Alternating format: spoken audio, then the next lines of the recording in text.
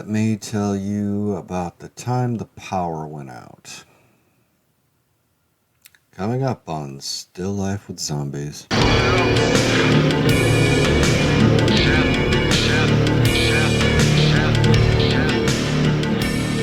Yes, good question.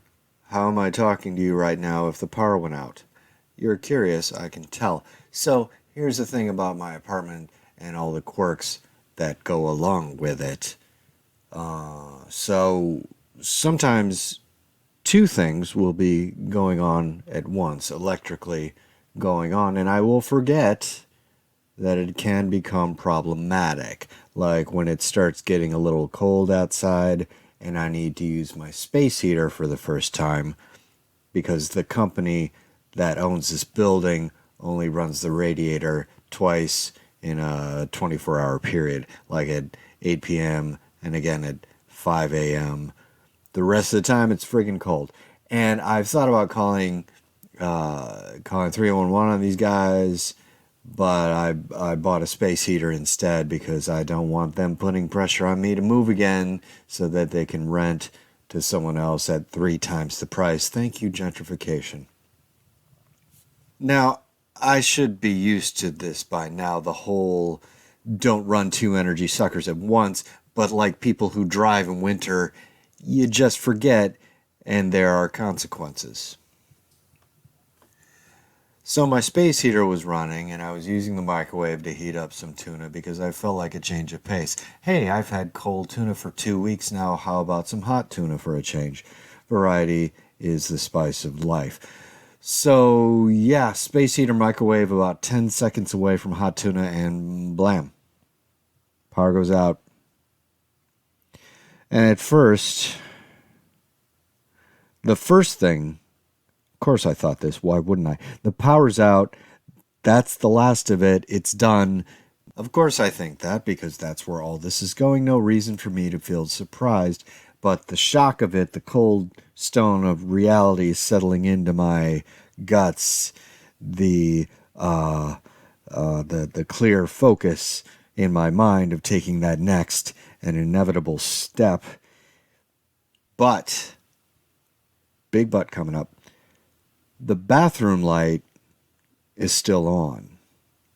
Now, of the many quirks my apartment has, one is that we have to keep the bathroom light on at all times. It's not just practical. My room is right next to the bathroom, and Eric's room is all the way at the other end, so it's helpful for him to be able to see where he's going should he have to pee in the middle of the night. And also, once you turn it off, it's really hard to get back on.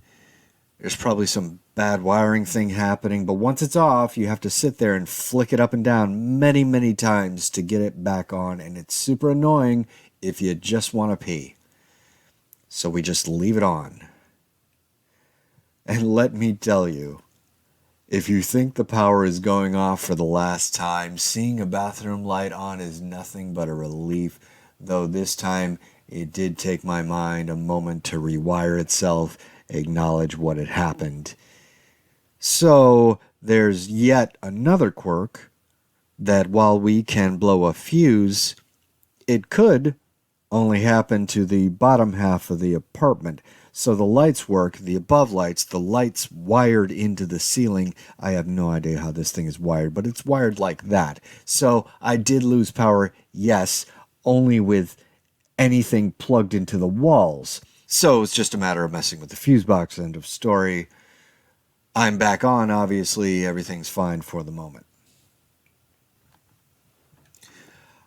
I think my roommate, Eric, is planning on making a move.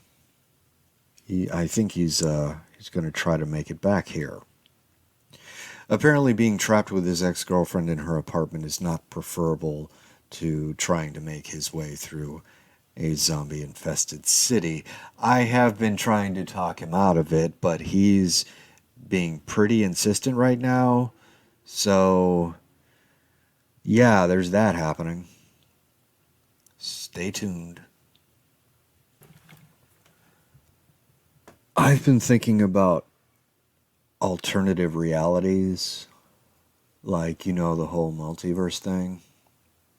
Like there could be alternate realities working independently without knowledge of any other reality happening. The whole mystery of the universe thing. Sometimes this sort of thing captivates me. I can be nerdy, and I'm fine with that.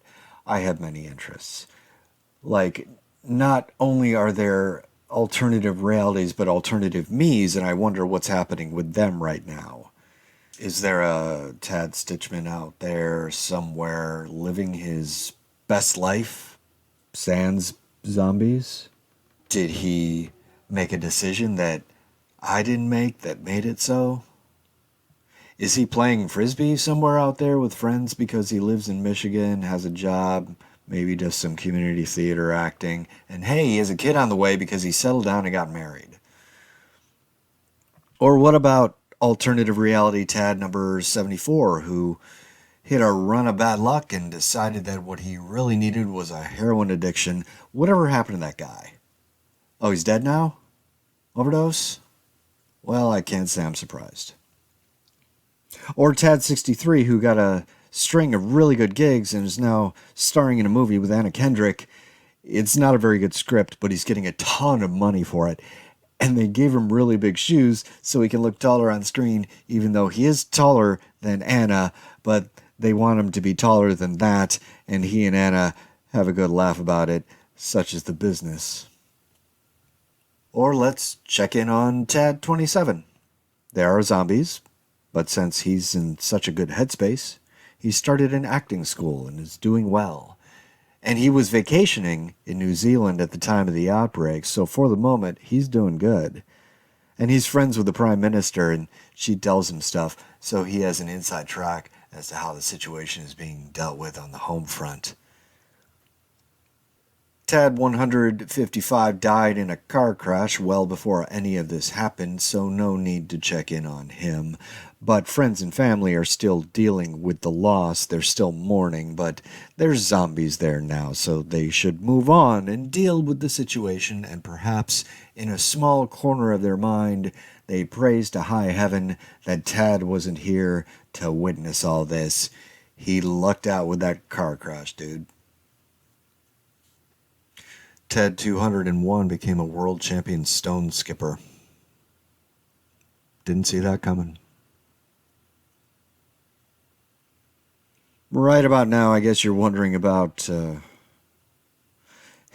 you may still be thinking, hey, Tad, number 38. So the bottom half of your power went off, and I think you mentioned something about having to deal with circuit breakers or whatever. Now, I don't live in New York. I don't know how things work out there in the big city. I just got a little southern there for a moment, sorry. So it seems to me that fuse boxes are generally located in the basements of structures. So with zombies at the bottom of the stairs, Bob, Carl, and Marcia, I think they're called. What did you have to go do? And what happened, like when you went to the basement to mess with the fuse box? So yeah, I had to do that. I did. Because if the whole grid was off, that was it, then I would have to deal with that. But if I could still have power, if it was only part of my power that was gone, then if I could still use my charged phone to talk to people or use the internet, which is still on, or continue to put out my podcast, don't think I've forgotten about you, then yes, let's put the power back on while I still have it and do that. Make that happen. So you gotta have a plan, and I didn't have one, but I did call Herb and Molly, who live below me, and they were so unbelievably nice about it. I'm sorry that I didn't get to know them better before all this happened. That's on me. But what they ended up doing, they had to unbarricade their door, and I met with them I walked down the stairs and met with them, and Herb had a crowbar, and Molly had a baseball bat, and we conferred a bit. Molly went back into her place, and she saw that I didn't have a weapon. It didn't occur to me. I don't know why. I didn't have a weapon on me, so she got me an umbrella that had a steak knife hot glued to it, explicitly telling me that it worked better if I didn't pull the trigger to make it, extend. But it was an option, and all circumstances needed to be considered. Right. So Herb takes the lead, and he, with his crowbar, he Bob and Carl are still floundering at the bottom of the stairs, so and they're really excited because all three of us are there, and that does not help their situation. In fact, it makes it worse. So Herb, with his crowbar, just stabs at their heads, just beats them again and again, heads with the crowbar and on the corners of the stairs into their skulls become just pulp, just like just a mess until such time as their limbs stop flailing around and it is clear that they are dead, or whatever dead means anymore. I have no idea. I'm just going with it. And Marcia's still there, trapped awkwardly in the door. She's not an immediate threat. She can't even get through the door. So Herb starts kicking at the door until Marcia's head and arm are separated from her body. And now the door's closed, so that's a good thing. So now we have a clear path to the basement where the fuse box is, so we can just freely pass into the basement, except I can't see. I have this memory in my head. It was some kind of camp, summer camp, some week-long thing, only went during the day. I may have been 7 or 8, somewhere around there. So there was this hike we went on through some woods and along some beach along the lake, and so we're walking along the beach, a whole line of us in our, I think we were all wearing the same shirt, the same color, a camp shirt, a uniform, but not really.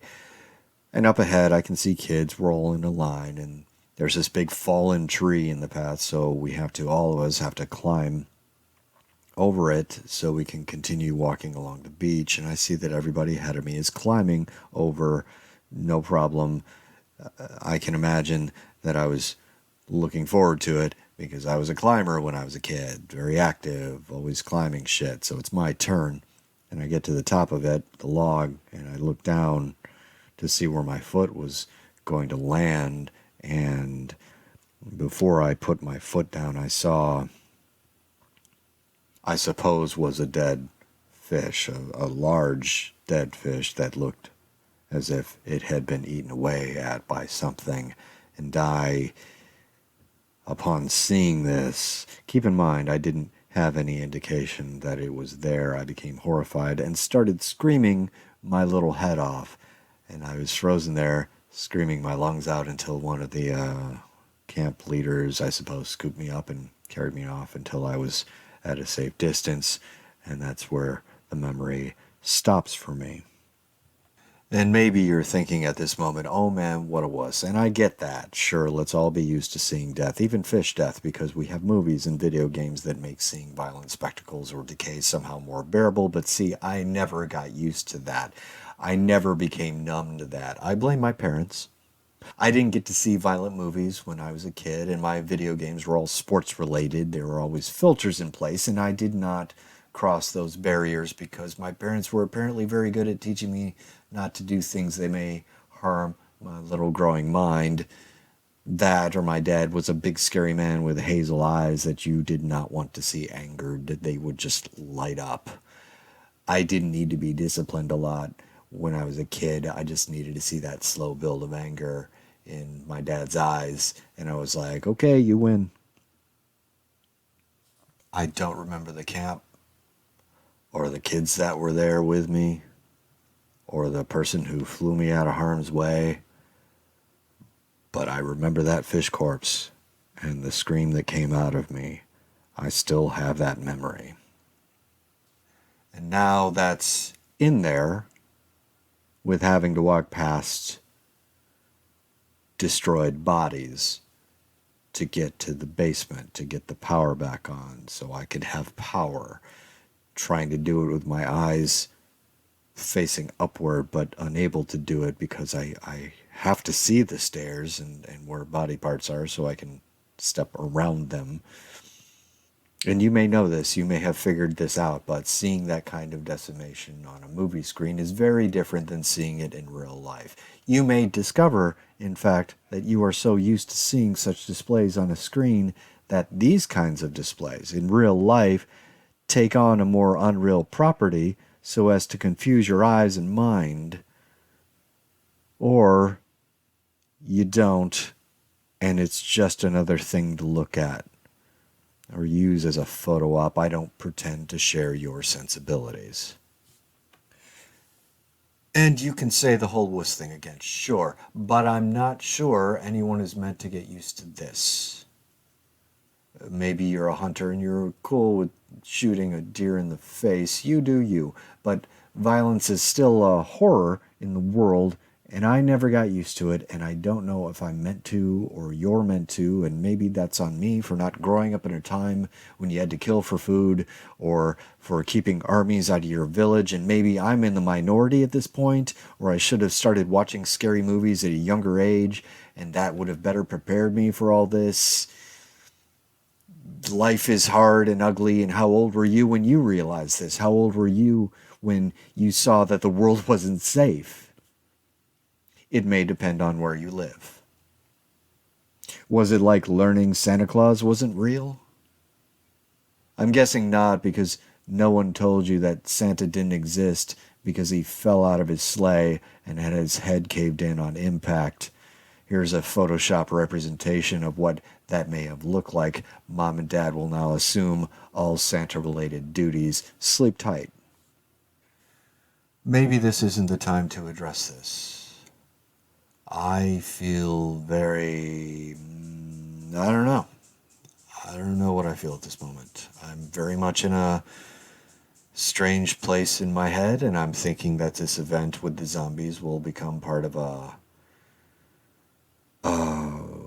human evolution process or whatever, in which fear and disgust and those kinds of things will no longer be a part of our inherited genetic makeup. Those things that were meant to protect us will be replaced or negated or whatever. And if that's the case, then what will we become? What is that next step? What are we headed for? Will psychopathy determine outcome?